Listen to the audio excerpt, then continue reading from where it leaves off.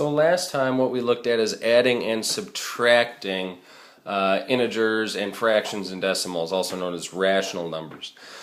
We're going to be basically doing the same thing here, except now we're doing multiplication and division, which, guess what, is far, far, far easier. Only really thing that we got to remember, and these rules work for both multiplication and division, so even though I'm only going to write a multiplication sign, you can understand that they work for division too.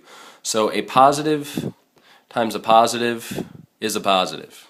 We know that already. We've been doing that for a long time. A positive times a negative is a negative. The other way around, that also works out to be a negative 2.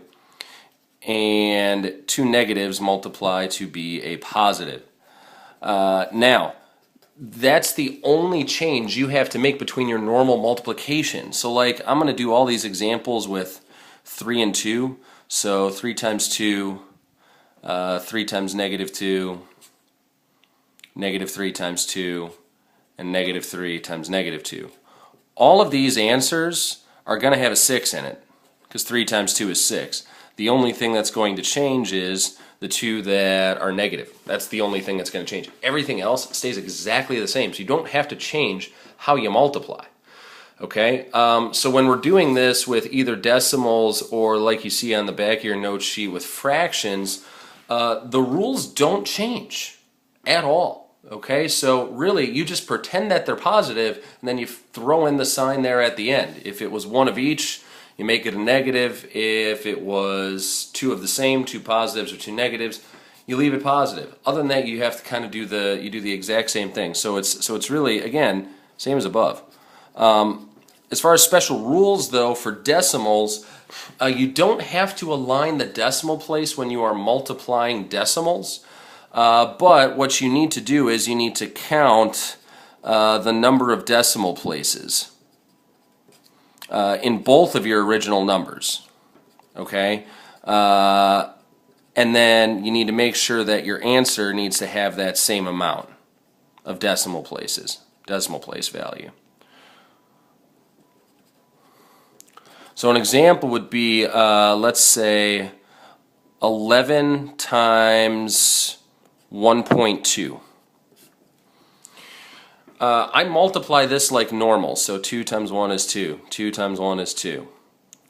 Next one, start with a 0. 1 times 1 is 1. 1 times 1 is 1. Add 2, 3, 1. So it's 132, but wait, I had no numbers after the decimal place here and 1 here. So that means I need to create one number after my decimal place here, or I need to move my decimal place 1 in. Okay, so instead of 132, I get 13.2. The only place where you have to be really kind of careful is if for some reason you end in a 0.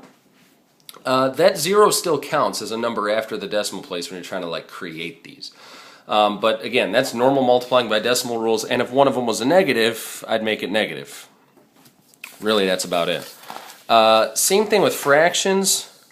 Guess what? Multiplying fractions is really super easy. Again, the rules are the same as above. When you're multiplying fractions, you actually just multiply across. You do not need a common denominator at all. Okay, so you would just multiply A times C and B times D, and that would be it. Okay, in that example.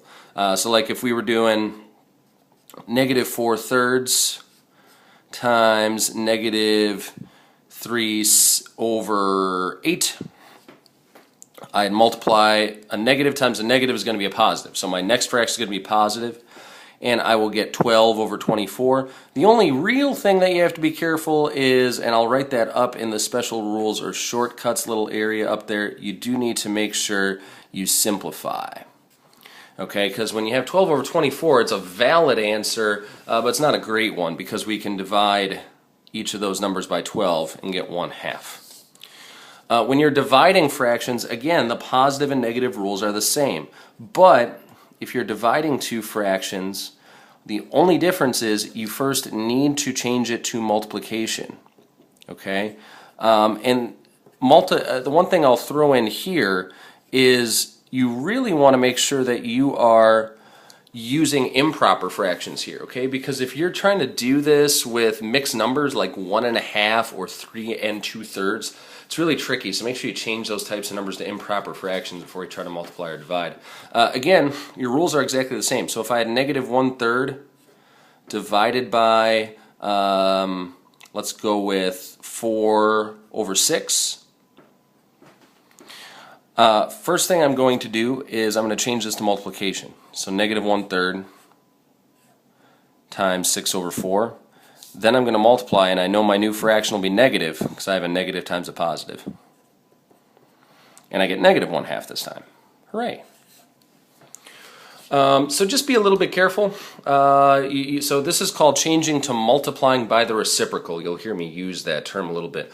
Hopefully you remember all your rules for doing this stuff with fractions. I'm hoping that this was really just review and that all you had to be reminded of is what to do with positives and negatives. But if you need help, definitely come talk to me.